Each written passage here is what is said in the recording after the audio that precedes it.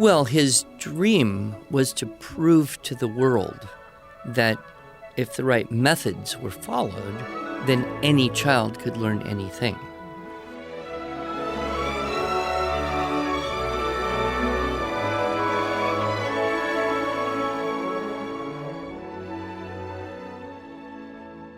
Hello, and welcome to the Arts of Language podcast with Andrew Pudewa, founder of the Institute for Excellence in Writing, or as many like to say, IEW.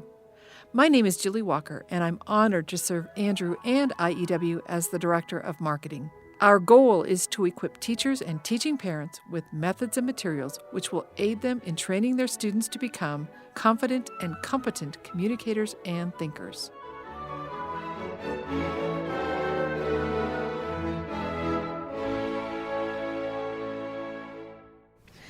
So, Andrew, last week we spent quite a bit of time talking about your relationship with Dr. Suzuki, how you were trained by him in the Suzuki method, which he didn't call it that. He didn't say, oh, this is my method. Right. Yeah, no, they still don't in Japan call it that. That's just an Americanized, internationalized term. Sure. Suzuki Mesodo. Oh, I see. No, in Japan, it's Saino Kyoiku, talent education. We were talking about the 4 pillars of Suzuki education, talent education. The earliest period, meaning start at a young age because it's easier to learn. The right environment, saturate the environment with the things that you want the child to learn. The right teacher, which is get the mom involved because she's got the 2 things that no one else has as much of, and that's love and time. And then the right methodology for acquisition and mastery of skills development.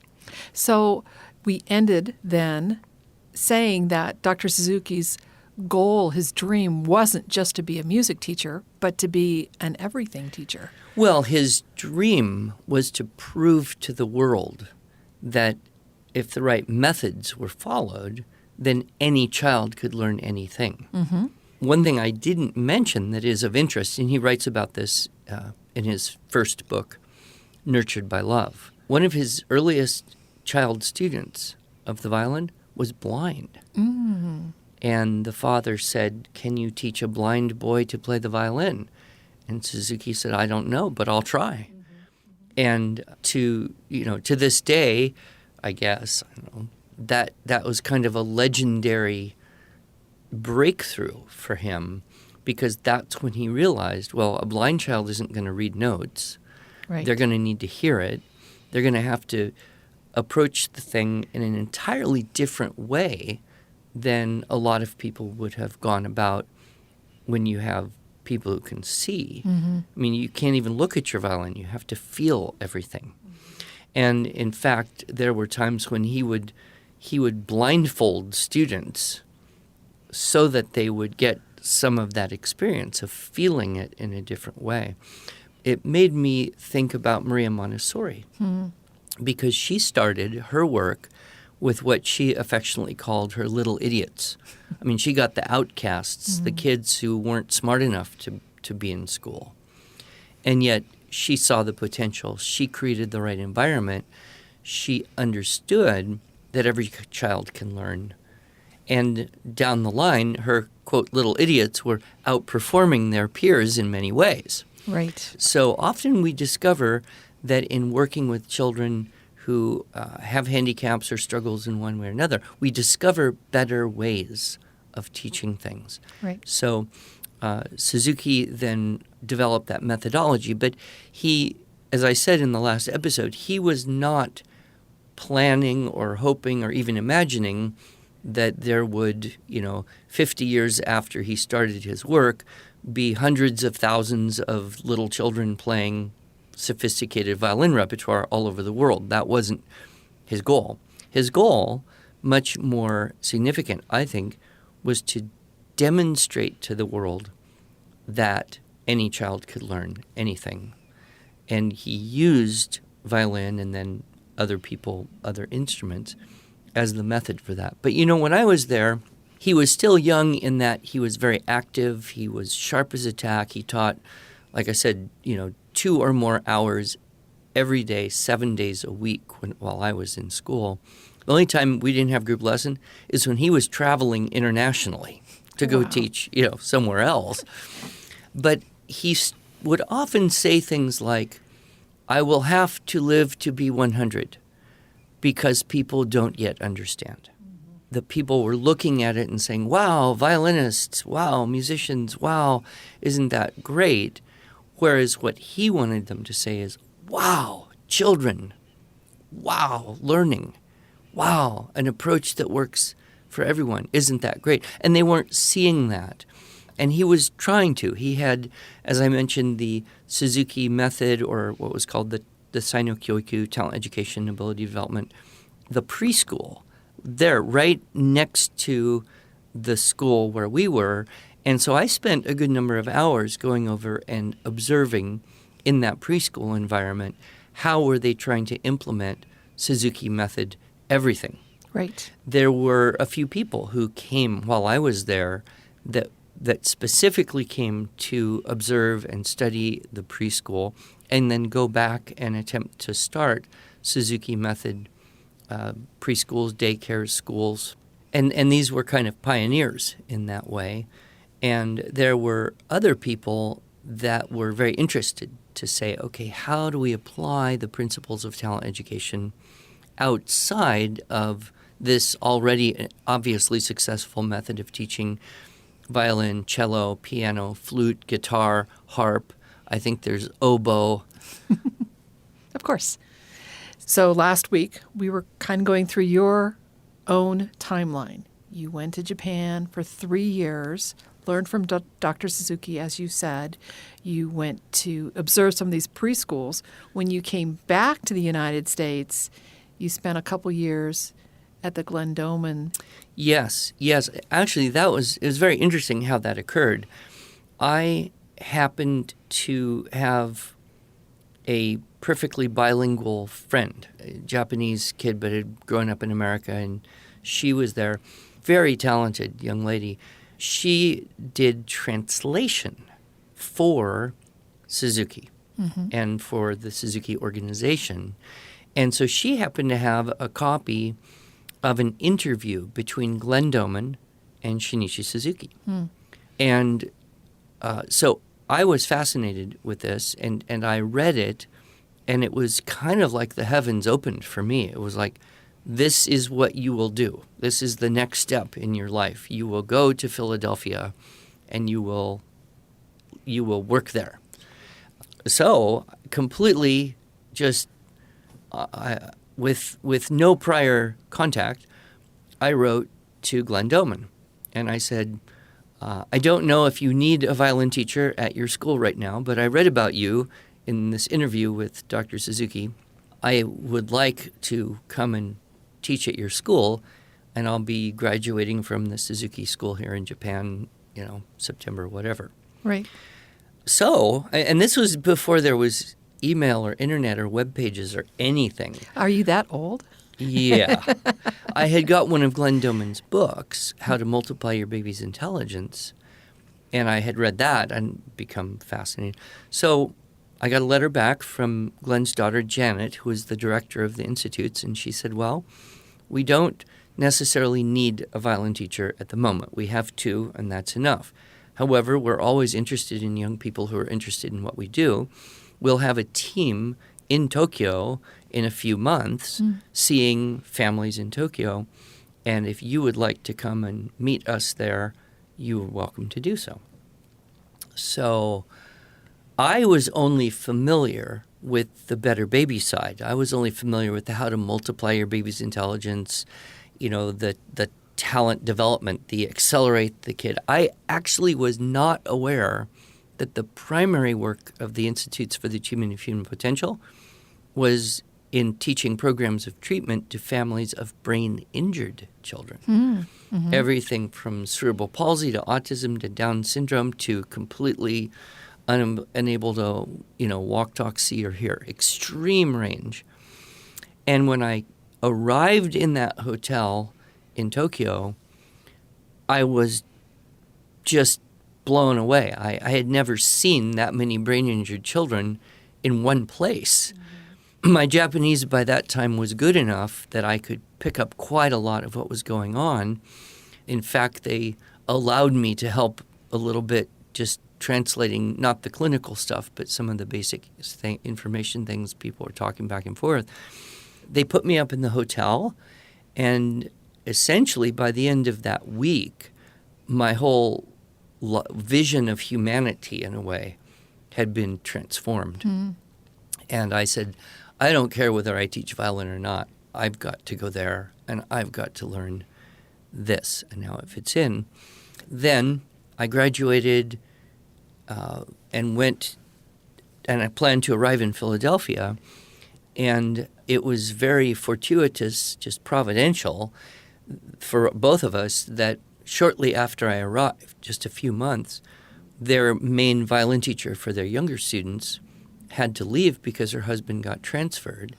And so, boom, there was a spot for me to learn about the programs of treatment for brain-injured children, to work with the brain-injured young adults in the School for Human Development, to learn how to, evaluate and diagnose different brain injury, and also to work in the international school with the accelerated kids that were there and teach not just violin, but some other things. I got an opportunity to work with math, computer programming, which was in its infancy at that point, Yes. for at least for teaching it to little kids.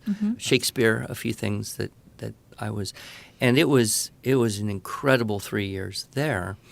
And of course, the idea of Glendoman is that essentially any child can learn.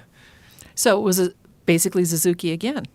Essentially, only this time we're not dealing with just children who don't appear to have talent, but children who clearly are handicapped in huge ways. So these are the outcasts again. Yeah. So I spent 3 years there, and I think I would have been happy to remain there the rest of my life. I was very happy and fulfilled and working just constantly in all these different ways. But because of some family issues, it was necessary for me to leave and go to Montana and support myself. So I went from working essentially full-time volunteer for, housing and a toothpaste stipend to now having to create a livelihood. So when I got to Montana, I started teaching violin students and, building up a studio little by little. And then I needed more, obviously, to support my family at that time.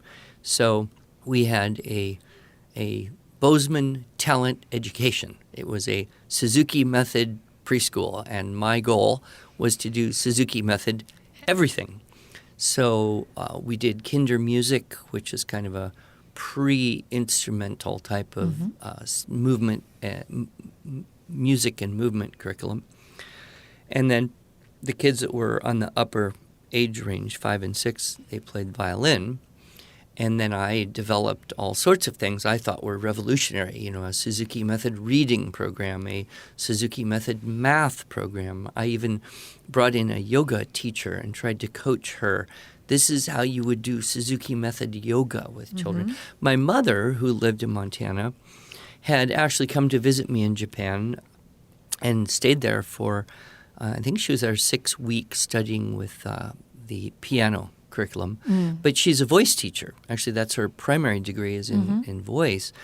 And so she thought, well, why don't we have a Suzuki method voice curriculum the way we've got piano and now cello, now guitar, now flute, right?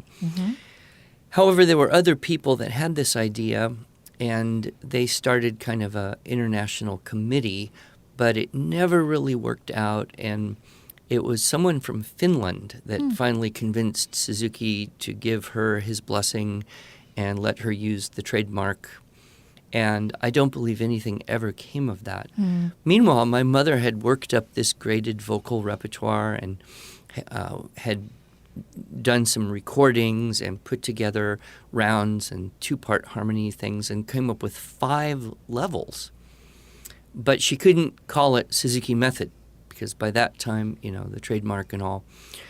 So she decided not to wait for the International Voice Committee, which seemed to never, ever do anything. And so she published, self-published, and called it Singing Made Easy.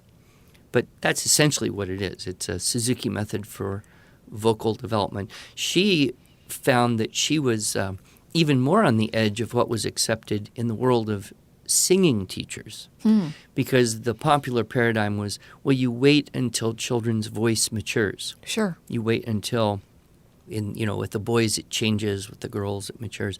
And that's when you should start training a voice. Mm-hmm. And she thought, well, why? It's just like changing size of violin. Yeah, you have to get used to something. But all the fundamental things are the same. Mm-hmm. So she started teaching young children singing in a way that I don't think very many voice teachers would have even considered at the time. Uh-huh. And so she kind of tried to make that go, Singing Made Easy. She was always too busy teaching to make it into much of a business. When we started printing and publishing, I tried to help get her some better prices on that. Mm-hmm. And then when she passed on a few years ago, she basically said to me, here, do with it what you want. Mm-hmm. See if you can keep it going or don't. Mm-hmm. Whatever's fine with me. Yeah, so we actually carry the Singing Made Easy product line. There are 5 levels of voice instruction, as you mentioned. And when I look at the books, these are piano accompaniments. Well, there's the notes there's the music and the notes for the children, Mm-hmm. and then there's the piano accompaniments, and then there's also the recordings for each level. Mm-hmm. Then there's the recording of just the accompaniment for each level, just like the violin stuff was. Right.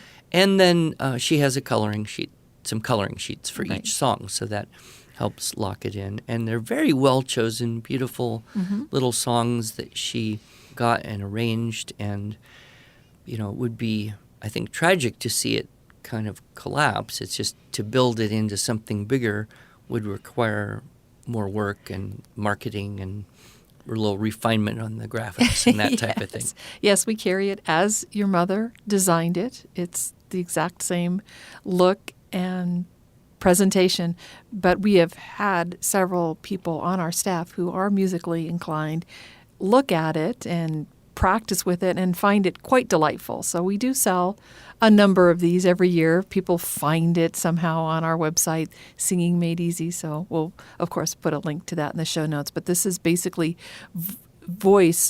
Suzuki voice lessons. It is. We just can't call it that. No. So, along with that little preschool that I was running and my effort to kind of help fulfill Suzuki's vision, which was to prove that any child could learn anything and apply the principles of talent education, I happened to be associated with a school that sent a team of teachers to Canada for a summer training, which is where I met Dr. Webster. And that was when kind of I saw this is already established, a Suzuki method for English composition. Right. All the factors were in place. And Mrs. Ingham, of course, believed in the young child and the power of learning at the young age. That's why she was a first grade teacher for so many years. So the right period, the right environment, the whole blended sound-side approach was plaster the walls with what you're trying to teach. Have the children memorize poetry, build the language database with Webster, put the models on the wall, get the word lists, get your synonyms and your banned words list, get your prepositions, publish the work of the children, let them read each other's work, saturate them. And then with the right teacher, of course, I don't know that Mrs. Ingham realized the importance of parents per se, but I came from kind of starting to get into homeschooling orientation. Mm-hmm. And so it was a very easy transfer to say, well, you can teach this to other teachers in schools, but you could also teach it to parents. Right. And that would be as or more effective. And then, of course, the methodology. And we see that reflected in many ways, but there's a repertoire, right? There's the 9 units. You work through the 9 units. You learn increasingly complex things in small incremental steps. And we have the mastery approach. So with the stylistic techniques, the dress-ups, openers, decorations, etc., what's our rule? Easy plus one. Easy plus one. That is exactly the way Suzuki would progress through the repertoire. He would not have a student start playing the next piece until there was mastery, until the current piece was well done. Now, he might preview the next piece with, here's a tricky little measure here, here's the thing you're going to need to know here. You can play these little parts of this next thing. 10,000 times. Yeah, 10,000 times. But, you don't move on until what you've learned so far has become easy and you maintain the repertoire. Right? That maintained repertoire is the key to things becoming easy. So, for example, I used to coach my violin students' parents and say, so if you were to spend 0 minutes a day reviewing existing pieces and 30 minutes a day learning new pieces, this would be the worst possible way to learn new pieces because you would quickly forget everything you've already learned and learning everything new would be hard. Right. If you were to spend 100% of your time reviewing old pieces, well, you would have no time to learn new pieces. But if you did, it would be a whole lot easier. Right. So where's the balance, right? Where's the balance? And that was always something I was kind of experimenting with.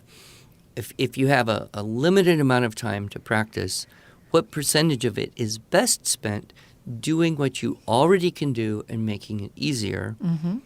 And I finally kind of settled, I think it's about a 2/3, 1/3. I think if you spend 2/3 of your time playing what you know and getting better, making it easier, and 1/3 learning something new, that's your optimal point. I think it's better than half and half, and I know it's better than 1/3, 2/3, because with 1/3, 2/3, you may not be able to maintain. Right. And one of the things, in fact, I just had a conversation just last weekend at a convention. A woman came up and said, well, we've done your writing program with my group of students, but, I adjust it. I modify it because, I'm just worried that making them do all those techniques, it just makes it sound just unnatural. I mean, you tell them to put in something and then you think, well, that's the first thing I would take out if I were editing this to make it better.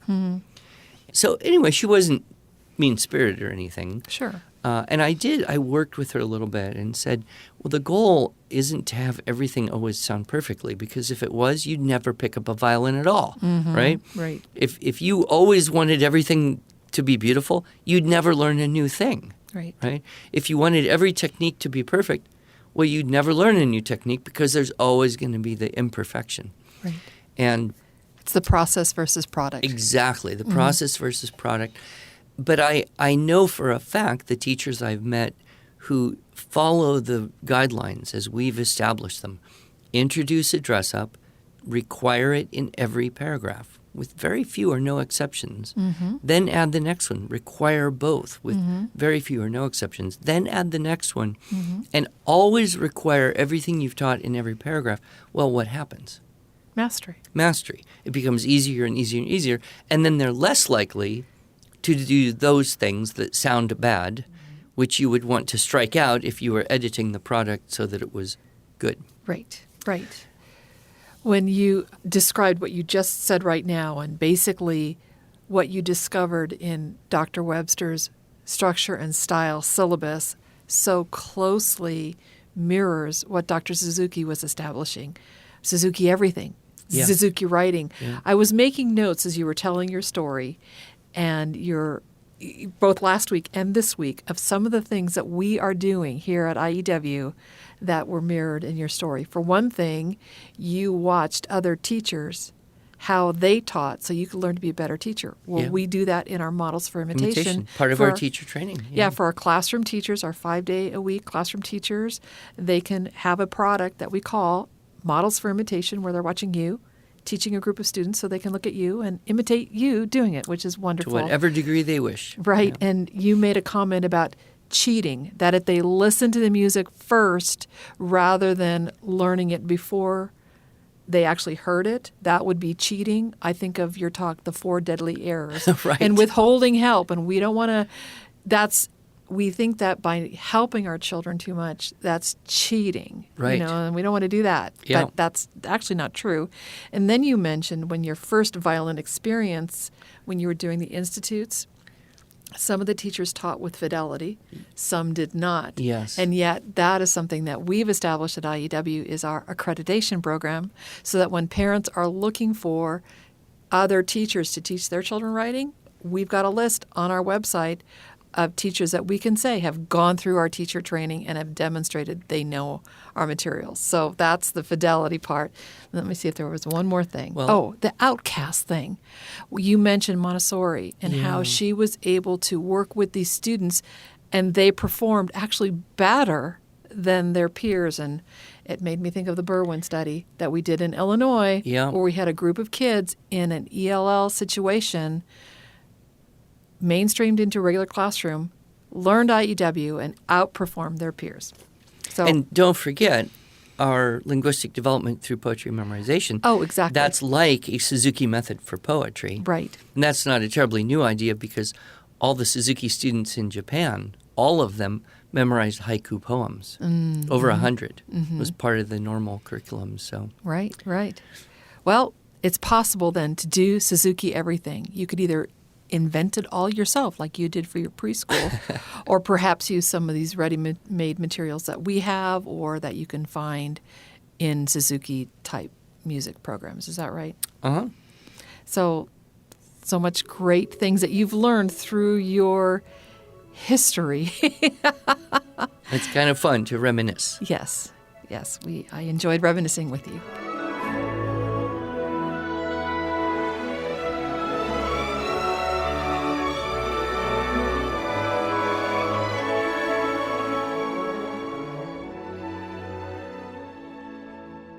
Thanks so much for joining us. If you enjoyed this episode and want to hear more, you can subscribe to this podcast in iTunes, Google Play, or Stitcher, or just visit us each week at iew.com/podcasts.